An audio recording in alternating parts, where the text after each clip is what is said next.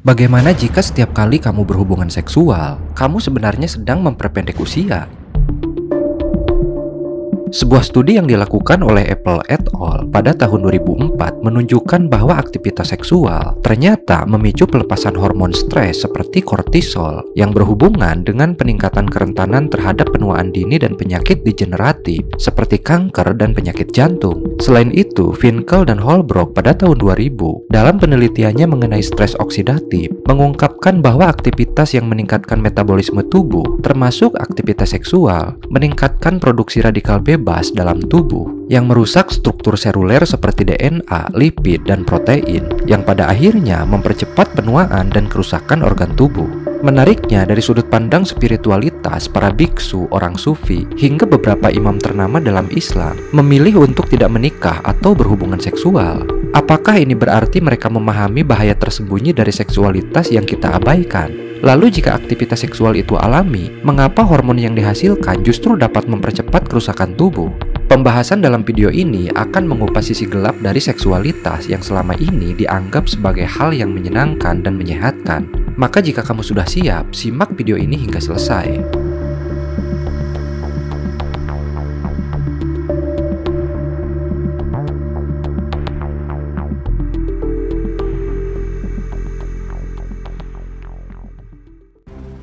Hubungan seksual adalah inti dari keberlangsungan spesies. Dari sisi psikologi, aktivitas ini dipercaya mengurangi stres, meningkatkan suasana hati, dan memperkuat hubungan antar individu. Namun, apakah semua ini benar-benar menggambarkan realitas penuh dari efek seksualitas pada tubuh manusia? Setiap kali kita terlibat dalam aktivitas seksual, tubuh kita memicu pelepasan berbagai hormon seperti dopamin, oksitoksin, serotonin, dan paradoksnya ada satu hormon yang dikenal sebagai hormon stres, yaitu kortisol. Kita tahu bahwa dopamin membawa rasa puas, oksitoksin mempererat ikatan emosional, tetapi kortisol ini adalah hormon stres yang negatif. Penelitian telah menunjukkan bahwa kadar kortisol yang tinggi dan berkelanjutan dapat memicu stres oksidatif yang pada gilirannya mempercepat pemendekan telomer. Secara ilmiah, telomer berfungsi sebagai pelindung pada ujung DNA yang menjaga stabilitas genetik tubuh kita.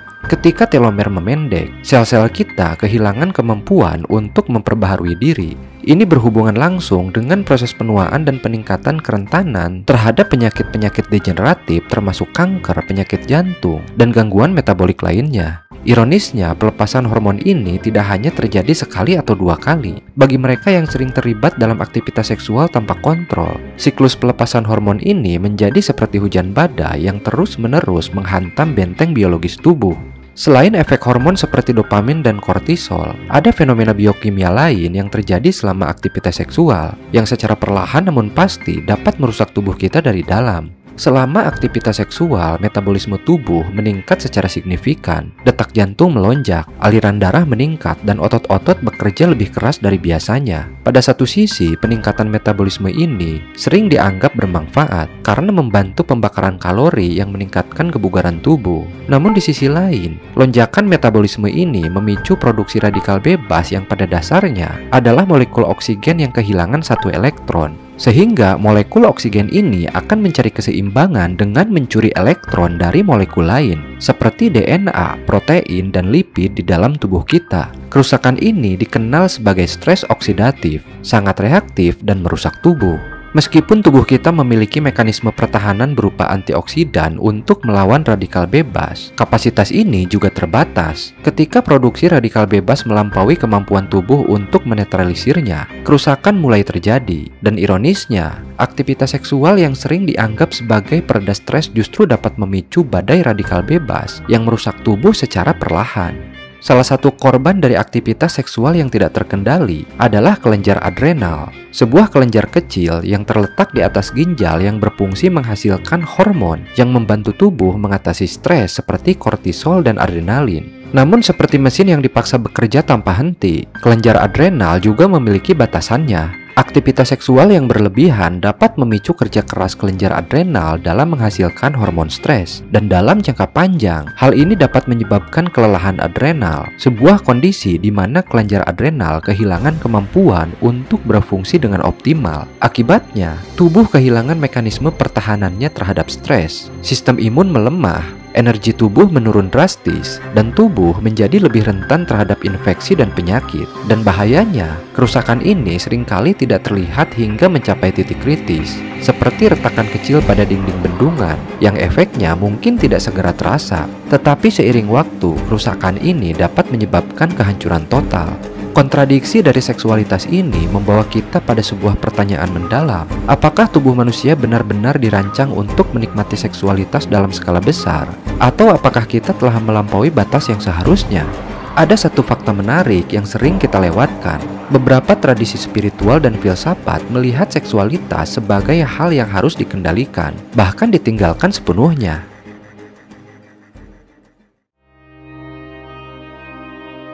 Sejak zaman kuno, banyak tokoh spiritual memilih untuk hidup tanpa aktivitas seksual. Para biksu Buddhis yang menjalani kehidupan tersebut percaya bahwa menghindari godaan duniawi adalah jalan menuju pencerahan.